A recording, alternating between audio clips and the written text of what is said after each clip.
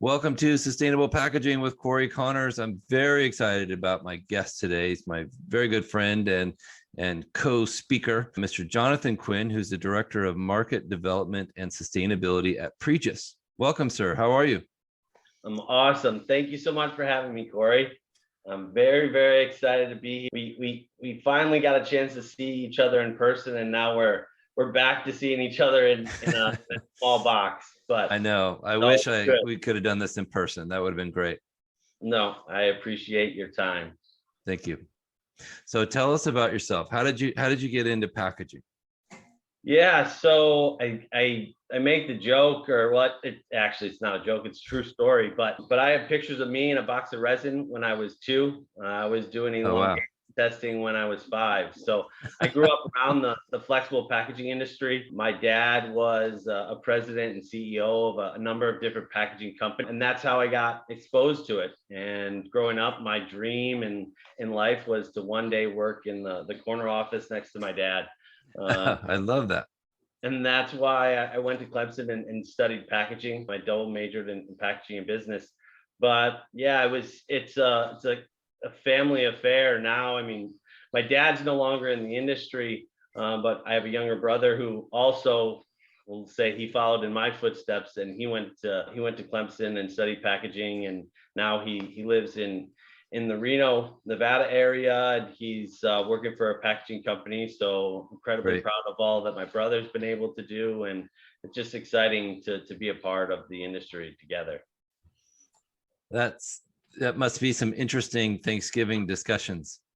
Yeah, it is. And I think the funny thing is how our families have subsequently become part of the industry as well. And it was funny. My mom is a dental hygienist, and she was cleaning somebody's teeth, and somehow they got to talking about packaging, and just so happened that the woman whose my mom was cleaning her teeth, her niece actually works with me in PreJust.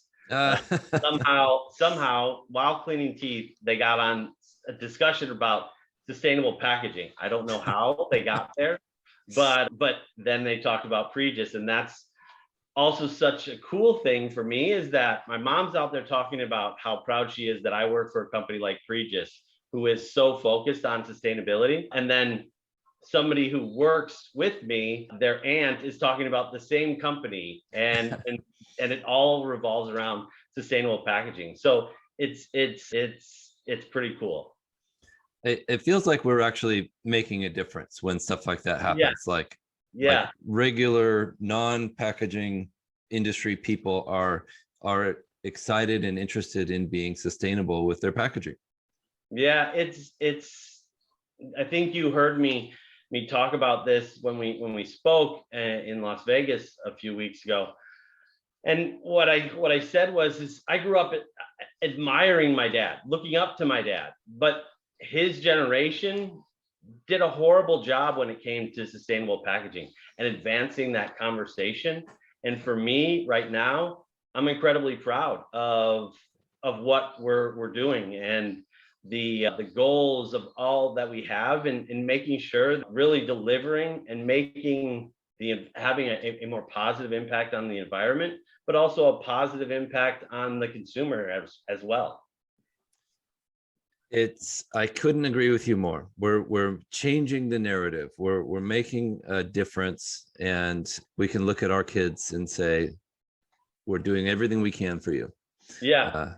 I mean, these two over my shoulder, they're why I do it. I want them, number one, to be proud that their dad is in the flexible packaging industry.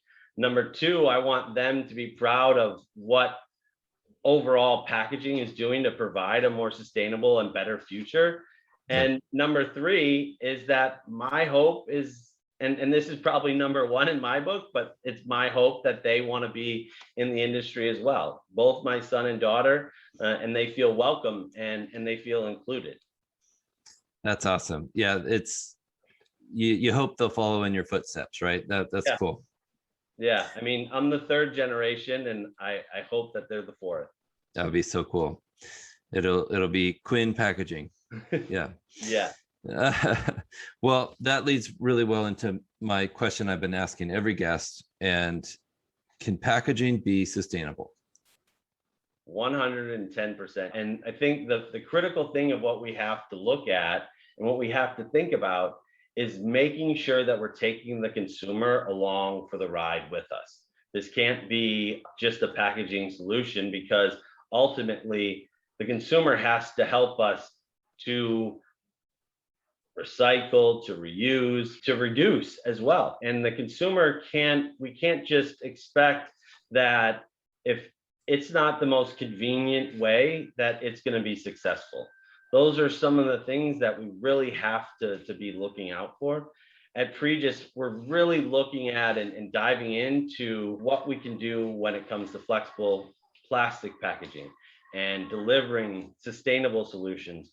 But we don't at PreJust, we don't just have necessarily just plastic packaging. We're material neutral. We have many different product offerings, all driven though at delivering the most sustainable solution for the consumer. Those are some of the important things. But back to your main question that you asked, it's yes, we can 100% be sustainable. And when I say we being the packaging industry.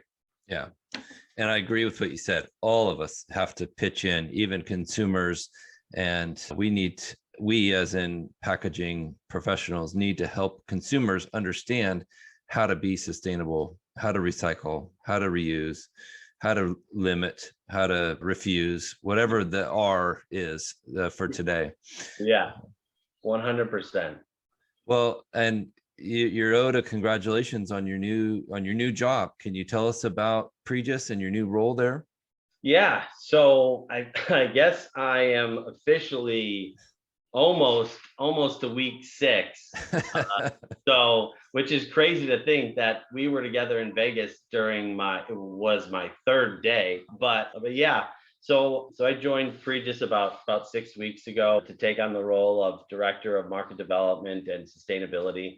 I'm really focused on the flexible packaging area and all that PreJust is doing. But because of my kind of background and expertise when it comes to mainly to e-commerce and protective packaging, I'm gonna be facilitating or being a part of some of those other conversations, but really focused on delivering sustainability and market development associated with flexible packaging. So it's PreJust has been on a rocket ship when it comes to growth over the past few years. And for me, it's extra special to be a part of PreJust because I was an intern. I interned for PreJust while I was at Clemson as a student, and I interned in Europe. So it's a little bit different being that I now am an employee of PreJust in the US, Wow. or also I could say from a global perspective, but people have made the comments like you're coming home, and it's incredibly exciting to be a part of the leadership team associated with the flexible packaging or call it flexible film group. And there's some really incredible people that I get to call my teammates. And one of the big reasons that I came here is the opportunity to work for somebody who I've admired for years. And those are all things that make this industry exciting, but make my role exciting, because really being able to push and progress that conversation around sustainability. Yeah. And I know Landsberg Aurora, my company, has worked with PreJust for many years, and you guys are a great manufacturer, supplier, partner. So I can attest to that from experience. So can you tell us about some of the things that PreJust is doing to be more sustainable? Yeah, I mean, it's PreJust and sustainability. I mean, sustainability is foundational to everything that we do. And we have our 3 main pillars, which are protect, preserve, and inspire. And within those 3 pillars, I mean, when you talk about protection, it's about, I mean, I'll just give some numbers. We're able to reduce, just over the course of 8 months, close to 150,000 unnecessary shipments. I mean, that's Wow. a big deal when you look at all the materials that would have gone into those shipments, the energy, the emissions. I mean, that's a big thing. And that was in less than 6 months, actually. Wow. And that's tied to our 2K30 goals that cover all of these, that cover that protect and preserve and inspire. And then the preserve spot, I mean, there's a number of things that fall under that. And it's by 2030 being able to have all 100% of our packaging either recyclable, reusable. Those are the things that we're driving towards. And Inspire is really about impacting people. It's having a positive impact on people.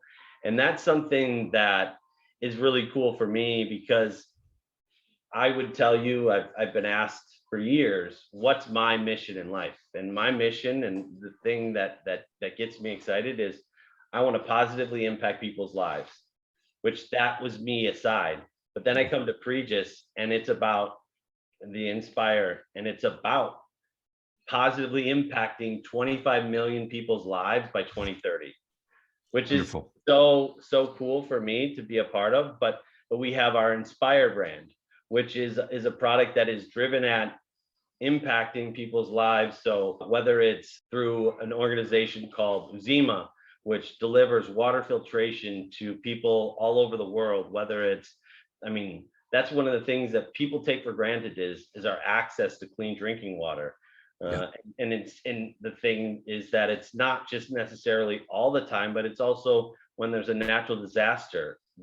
Uzima brings these water filtration to enable people to have clean drinking water. And there's a number of other things. Feeding America is also something that the Inspire brand is supportive of. So those three sort of pillars are what has me excited. And when we talk about how sustainability is foundational. But what I can tell you, I mean, you may have seen our recent announcement about the plant that we're building in South Carolina. Yes. And it's Congratulations. Thank you. Yeah, it's something that I could not be more excited about. And as we go through and as we're building this facility, sustainability is foundational. Sustainability is at the forefront of the conversation, whether it's, I mean, I make the joke, but it's not a joke, it's reality. But it's from the toilets to the roof to everything. Yeah. To every material that we put out, sustainability is at the forefront of the conversation. Yep. And that is positioning us a little bit differently than our competitors, because we're able to build something and build a business that nothing is overlooked when it comes to sustainability. So That's awesome. Those things are happening, and could not be more excited about it. Well, it's exciting times in packaging if you care about sustainability like we do. Oh yeah. People are doing things. They are making big steps. They're setting big goals. I love that you mentioned 2030. That seems to be a big year for every big company. They want to accomplish something by then. Mm-hmm. And so I think it'll be very interesting and exciting to watch as people hopefully succeed in reaching those goals. Yeah. That we've got to be aspirational. We've got to draw the line in the sand, and we've got to push not only us in our individual organizations, but our collective industry. If we're not pushing each other, I mean, we're all not doing our job. And when it comes to sustainability, I would say this: if there's anybody that walks into a business today and they say, we have the silver bullet for you, I'm telling you, they're not telling you the truth, because there is no silver bullet. The way that we are going to solve the sustainability issues of today and make a better tomorrow is through collaboration and partnership. Right. That is how it's going to happen. It's not a one size fits all. It's not a one solution fits all. This is going to take partnership. And I think that has been one of the key things that may have been lacking in the past. Yes. But now I think we all have to get on board with that. Partnership and collaboration is the way to fix things. And I mean, I've said this to you in the past, is that there's times where I could be viewed as the plastics guy. I mean, I tell the story, I was in a box of resin when I was 2. So I will take that name. But what I will say is I went to school for packaging. I understand all the different materials, and there's a science and fact based reason behind it. And there's a reason why a plastic material or a paper material has applications where they are best suited. And we as an industry have to really get comfortable with that. And that I truly and genuinely believe that plastic is not evil. There's some that argue plastic is, but plastic really does make life possible. But we have to go about it in the most sustainable and the most circular way. And that's really exciting for me as I get to be a part of that in my role at PreJust. Yeah, and we've talked about this many times, that plastic can be the best alternative due to a life cycle analysis. You Right. know, if the packaging itself weighs 1/10 of what the paper would weigh, then that is a significant freight savings, which reduces diesel fuel, or if the packaging can be flatter and take up less space in a warehouse, or there's so many things to consider. It's not just plastic versus paper. We've got to get away from that mindset. Yeah. It's what's the best solution, what's the most sustainable option for the whole thing. Right. And it's, I mean, I think I saw one of your famous TikToks where you're drop testing. Yeah. And it's things as simple as that. I mean, making sure that the paper can withstand the drop test, or making sure that the air pillows can withstand the drop test, and making sure that we're eliminating damage and return shipments and all those things. And I mean, you could say, well, we want to eliminate 10 million pounds of plastic.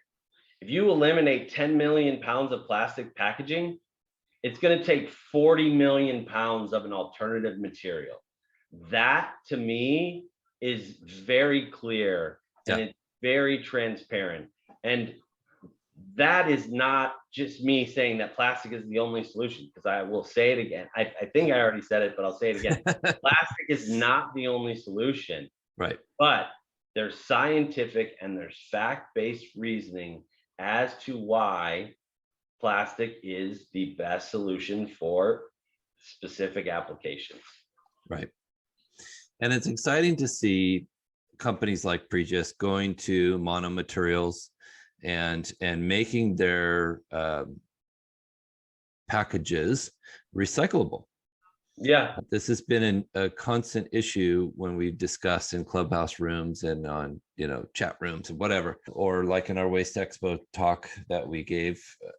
That was some of the questions, like, what are we doing? What's going on next? How do we make this recyclable? And right. I loved your answer. Monomaterials, make it out of one layer so it can be easily recycled. And then step 2, which is even more important, tell the consumer how to recycle it. Yeah. And make it so that they can recycle it. Yeah. I can't emphasize how important the consumer aspect of the conversation, because we can develop the coolest package, but if the consumer won't buy it, it's not going to go anywhere. Right. And we can develop the most sustainable package, but if the consumer won't recycle it, where are we? That's why one of the most critical things in the overall conversation when it comes to sustainability is consumer education. Educating the consumer on the value associated with recycling and what it's going to enable in the future. Because I think the biggest thing is that we talk about monomaterial. So, I mean, it still can be multiple layers, but eliminating the conversation around nylon and foils and that sort of mixed material to just really polyethylene based materials. I think we have to make sure that the consumer is going to recycle those materials, because at the end of the day, we need to be able to incorporate more post-consumer resin, and we need to incorporate more post-industrial resin. But how do you get there? Well, you've got to have material recycled in order to incorporate it. And the way that one of the examples, and I think you've probably heard me use this example, but what we have to do is we have to stop sending high value flexible packaging to the landfill. Yes. What the kind of layman's term and a way that I explain it is, it's like saying you're gonna take a Ferrari and turn it in, or you're gonna take a minivan and turn it into a Ferrari. It doesn't work that way. You Right. can't take used minivan parts and make a Ferrari. You've got to send that high value packaging to be recycled, so that we have high value plastic materials to bring back and continue that circular economy conversation. Absolutely. Has to be a loop, has to be a circular situation. Stop making new materials when we can make them out of old stuff. Right. It's such a simple concept, but it's such a difficult process to efficiently create.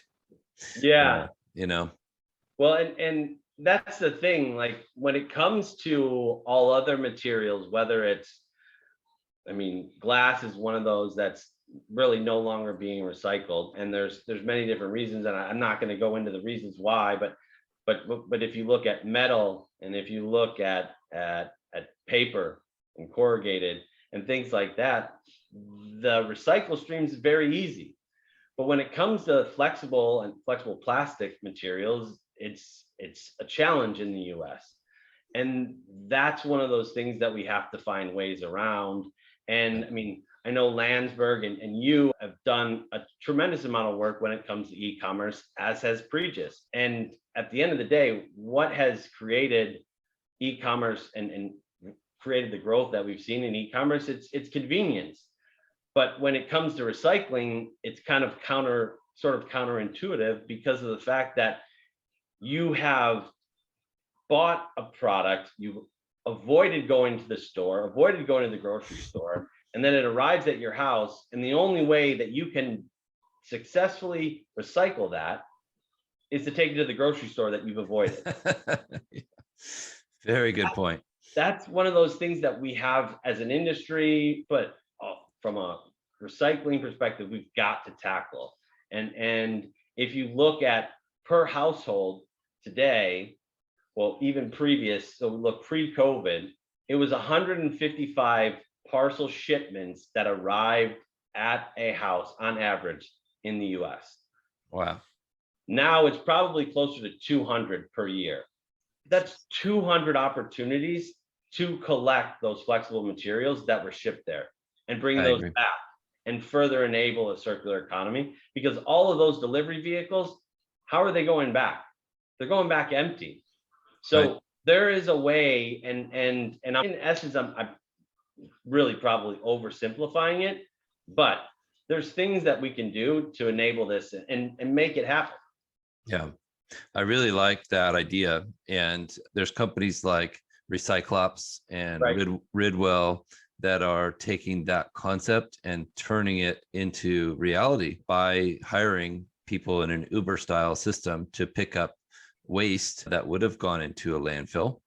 And mostly, even in Portland, Oregon, where I live, you can recycle almost everything, but we couldn't recycle plastic overwrap film. So we now send that to Ridwell. They come pick it up every Friday. And I'm excited to say that that's going to be hundreds and thousands of pounds of material, over the next couple of years that won't go into the landfill. That's awesome. That's awesome. Yeah, I mean, the opportunity that exists out there in call it the recycling space is incredible. And like Recyclops and others that you mentioned, that's the type of innovation that we need. That's the type of innovation that has been lacking in the recycling space. And I think it's a lot of energy and passion and excitement bringing, but that's what we need. I totally agree. And thank you so much, Jonathan, for being on this podcast. I want to thank our sponsor, Landsberg Aurora, for their support. And I would like to let you kind of speak to how people can get a hold of you. What's the best way to contact you? Yeah, so I'm on all social media platforms under the handle J Quinn Package. I would more than welcome any questions, more than welcome any conversation. Anybody wants to talk sustainable packaging. I know that you probably have some students that are going to pick up this, and if there's people that are considering a career, whether it's in packaging or flexible packaging, I sit on the board for the FPA, and I chair the Emerging Leadership Council. And so we're looking for people within the industry, but PreJust as well. We're growing and would love for people that are interested to reach out. That's a great program. And you've mentioned before, but how many interns have you placed into the packaging world through that program? So this summer we have close to 50 interns. This is our first year of doing this program. But yeah, we've 50 interns representing 30 companies, all within flexible packaging itself. And they've gone through this program. They've met with CEOs of companies. We've had different speakers. We have a speaker who's a professor at Northwestern who has a book coming out, came and spoke for the group. They've even let me speak. But no, I think that's the thing that I'm really excited about, that I get most excited about, is finding opportunities to help people. And that's why, I mean, I'm a part of the advisory board for the Society of Plastics Engineers for inclusion and diversity, because it's something that I'm incredibly passionate about. And as I mentioned in the beginning, I want my daughter and my son to feel welcome and excited to be a part of the industry. So, but it all comes back to people, and that's something that I'm most proud of, is the interns that I've had the opportunity to work with. And it's exciting now to see them go out and be successful. Well, you're doing amazing work, and kudos to you. Keep it up. No, I appreciate it. And I appreciate all that you're doing on social media, because your TikToks do exactly what I said, and it helps to educate the consumer on what they need to do and why sustainable packaging is so important and so critical. Thank you, sir. I really appreciate it. All right. Thank you, Cory. Thank you, Jonathan.